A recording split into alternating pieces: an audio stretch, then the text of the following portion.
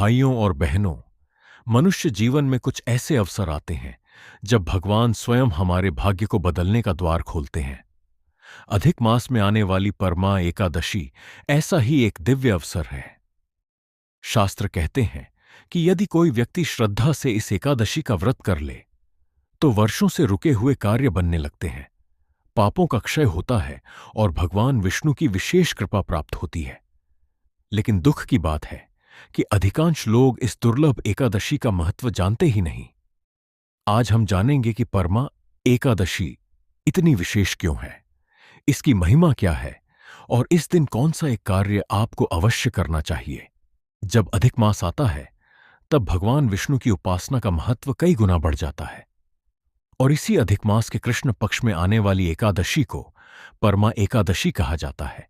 परमा अर्थात सर्वोत्तम, अर्थात ऐसी एकादशी जो साधक को भगवान के और अधिक निकट ले जाए।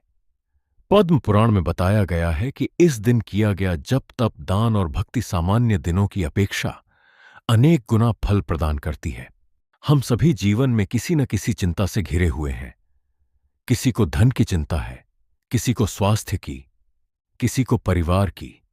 लेकिन सोचिए, जिस भगवान ने हमें जन्म दिया, जो हर क्षण हमारी रक्षा कर रहे हैं, यदि उन्हीं का आश्रय मिल जाए तो कौन सी चिंता शेष रह जाएगी। परमा एकादशी हमें भगवान की शरण में जाने का अवसर देती है। प्राचीन समय में एक निर्धन ब्राह्मण और उसकी पत्नी रहते थे। घर में खाने तक की व्यवस्था नहीं थी, फिर भी दोनों भगवान विष्णु के प्रति अटूट श्रद्धा रखते थे। एक दिन एक महात्मा उनके घर आए। उन्होंने कहा, यदि तुम अधिक मास की परमा एकादशी का व्रत करोगे तो भगवान अवश्य प्रसन्न होंगे।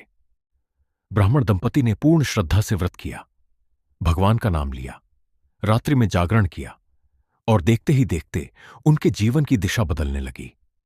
कष्ट दूर हुए, अभाव समाप्त हुआ और अंत समय में उन्हें भगवान के धाम की प्राप्ति हुई। यही है भगवान के नाम और एकादशी व्रत की शक्ति। परमा एकादशी के दिन प्रातः स्नान करें, स्वच्छ वस्त्र धारण करें, भगवान विष्णु और माता लक्ष्मी का पूजन करें, तुलसी दल अवश्य अर्पित करें और कम से कम 108 बार इस मंत्र का जप करें, एयुम नमो भगवते वासुदेवाय। विश्वास मानिए, यदि यह मंत्र श्रद्धा से जपा जाए तो मन के भीतर अद्भुत शांति का अनुभव होता है।